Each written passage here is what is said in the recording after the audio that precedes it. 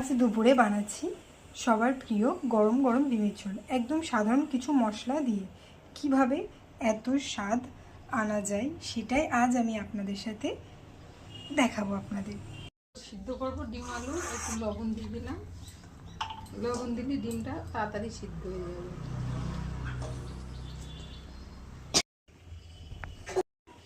এতে আছে টমেটো, পেঁয়াজ, আদা, রসুন, শুকনো লঙ্কা, জিরে আর গরম মশলা। এগুলো ডিমগুলো সিদ্ধ হয়েছে।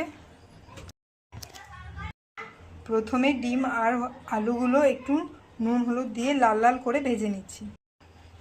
ডিমগুলো একটু ফুটো করে নিলাম, কেটে কেটে নিলাম। লবণ হলুদ একটু তেলের মধ্যে দিয়ে দেবো, লবণ হলুদ দিয়ে ভাজা হয়ে গেছে। এবার তুলে নেবো, নিয়ে আলুগুলো ভেজে নেবো। ডিম আলু কিন্তু আমি সিদ্ধ করে নিয়েছিলাম। দিলাম লবণ দিলাম, পাতলা করে ঝোল করবো। কিন্তু অনেকদিন পরে ডিমের ঝোল করছি।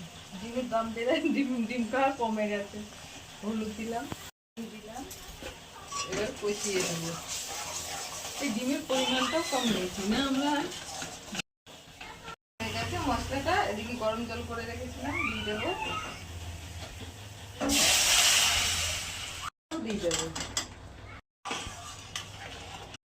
নামিয়ে দিচ্ছি। পাতলা করে ডিমের ঝোল করলাম।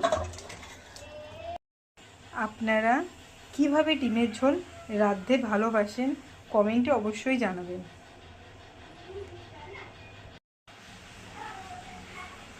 আজকের ডিমের ঝোল কমপ্লিট।